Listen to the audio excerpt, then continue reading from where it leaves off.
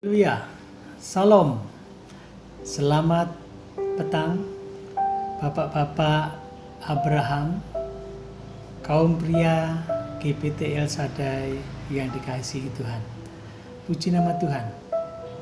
Kita bersyukur kesempatan sore yang indah ini kita boleh bersama-sama ibadah walaupun online, tidak mengurangi sukacita kita, tidak mengurangi keseriusan kita untuk beribadah kepada Tuhan. Puji nama Tuhan. Mari kita belajar bersama-sama. Namun sebelumnya kita akan berdoa terlebih dahulu. Mohon pimpinan Tuhan. Bapa Surgawi, terpujilah namamu. Terima kasih Tuhan atas pemeliharaanmu, perlindunganmu, penyertaanmu, penjagaanmu, berkat-berkatmu sepanjang hari ini. Sehingga pada petang hari ini kami boleh beribadah bersama-sama dengan kaum pria Abraham GPT El Shaddai. Terima kasih Tuhan atas kemurahan-Mu. Dan bila sebentar kami akan belajar bersama-sama tentang firman-Mu.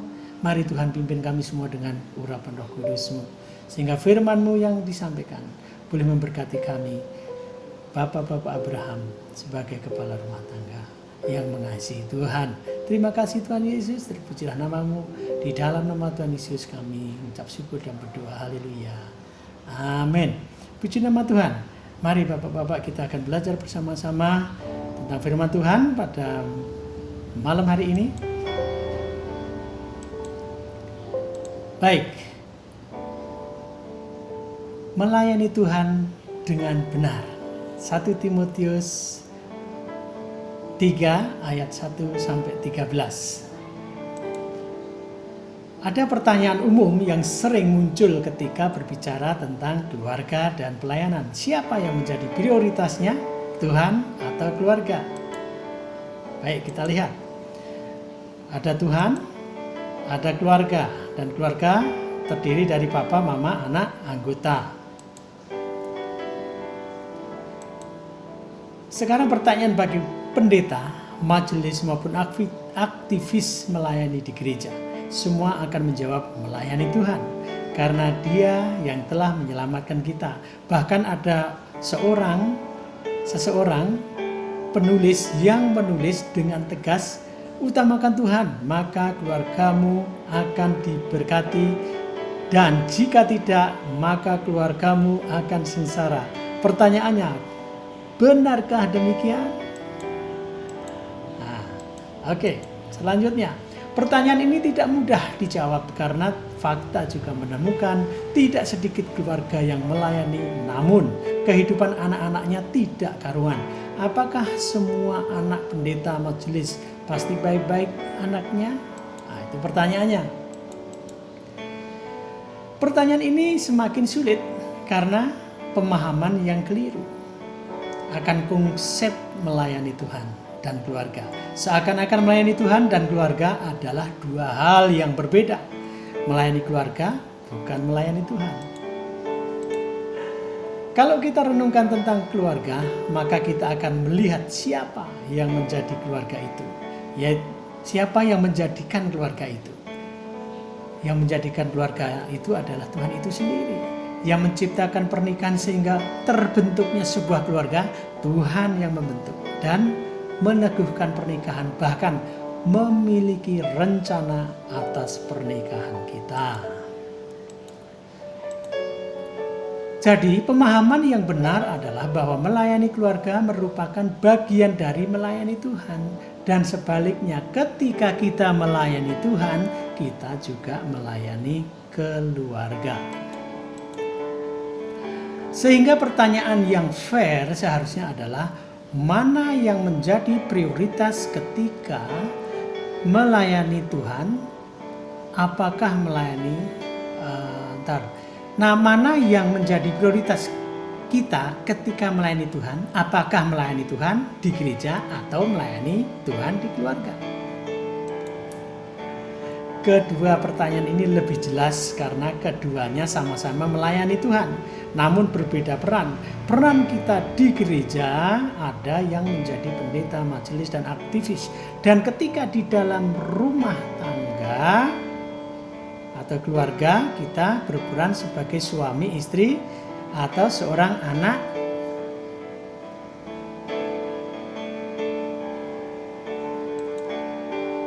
Selanjutnya, baik di gereja maupun di rumah, kita sama-sama melayani Tuhan.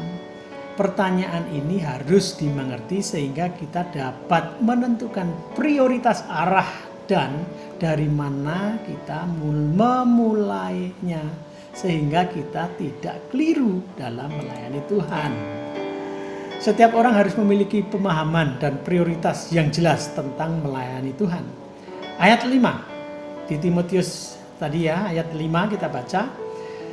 Dengan jelas mengatakan, jikalau seorang tidak tahu mengepalai keluarganya sendiri, bagaimanakah ia dapat mengurus jemaat Allah? Ayat ini dengan jelas mengatakan dari mana kita harus memulai melayani. Jika kita tidak bisa mengurus keluarga, bagaimana kita mampu mengurus keluarga-keluarga lain di gereja? Keluarga yang melayani harus dimulai dari dalam keluarganya sendiri. Kalau kita ingin melayani dan menjadi keluarga yang kokoh di dalam gereja, maka kita harus lebih dahulu saling melayani di dalam keluarga sendiri, kita sendiri. Amin. Haleluya. Melayani keluarga merupakan tanggung jawab bagi setiap kita. Oleh sebab itu, kita harus memulai semua pelayanan kita dari dalam keluarga kita masing-masing. 1 Timotius 3 ayat 3 sampai 4. Kita dapat menemukan berkat mengenai apa yang dibutuhkan dalam membentuk keluarga yang saling melayani. Pertama, dibutuhkan fellowship. Seorang kepala keluarga yang baik disegani dan dihormati oleh anaknya. Jadi kita harus membawa anak-anak kita lebih dekat kepada Tuhan. Kita mengajak anggota keluarga kita untuk berfellowship menyembah Tuhan terlebih dahulu sebelum memulai kegiatan apapun. Selanjutnya, kita dapat menemukan berkat mengenai apa yang dibutuhkan dalam membentuk keluarga yang saling melayani. Pertama, dibutuhkan saling fellowship, kepala rumah tangga yang baik disegani dan dihormati oleh anak-anaknya. Di situ ada kata disegani ya, jadi bukan ditakuti. Takut akan Tuhan, dengar-dengaran sama orang tua, itu seringkali yang kita sampaikan kepada anak-anak kita. Jadi konsepnya seperti ini, orang tua memberi uang salah, hanya memberi uang salah. Orang tua hanya memberikan kuasa atau kebebasan kepada anak-anaknya salah. Tetapi orang tua yang benar adalah memberikan cinta kasih kepada anak-anaknya dan seluruh keluarganya tentunya. Kata saling berarti sama-sama merasa memiliki. Kalau kita memiliki sesuatu yang berharga, maka kita pasti akan memperhatikannya dengan baik. Di sana juga ada ikatan karena sesuatu itu berharga. 1. Rasa saling memiliki dan ikatan ini membuat kita saling melayani. 2. Adanya fellowship dalam keluarga membuat kita dapat menjalani peran dan tanggung jawab kita dengan baik di tengah keluarga. Bapak sebagai bapak, ibu sebagai ibu, anak sebagai anak. Seperti itu harus sesuai dengan apa yang menjadi tanggung jawab kita. Persekutuan yang indah di dalam keluarga membuat kita mampu melayani di gereja. Jadi ada persekutuan yang indah, di gereja pun kita akan indah. Amin. Persekutuan yang penuh cinta kasih membuat anak-anak kita menghormati kita. Jadi kita nggak perlu panjang-panjang lebar memarahi anak kita. Kita perlu menunjukkan sikap kita, cinta kita, kasih kita kepada anak-anak kita, dan dia akan menghormati kita. Kekuatan inilah yang harus kita tularkan kepada keluarga-keluarga di gereja. Kita bukan mengendalikan anak-anak kita dengan uang atau otoritas kita, tetapi dengan fellowship yang penuh dengan cinta kasih. Ini juga yang akan dilakukan Allah kepada kita sebagai umat-Nya. Dia menggunakan fellowship yang penuh cinta kasih kepada kita di dalam melayani. Dia tidak menggunakan sesuatu yang menakut-nakuti. Misalnya, jika kita tidak melayani maka Ia tidak akan memberkati kita. Allah mengingatkan kita bahwa Dia mengasihi kita. Dia memulihkan hubungan kita dengan dirinya melalui Kristus. Dia menggunakan fellowship untuk mengingatkan bahwa kita adalah mitra atau partner kerja di dalam pekerjaannya bagi dunia ini. Paulus menyadari bahwa hal ini bukanlah sesuatu yang mudah atau gampang, tetapi sesuatu yang penuh dengan perjuangan karena bergerak maju di tengah tantangan dan masalah.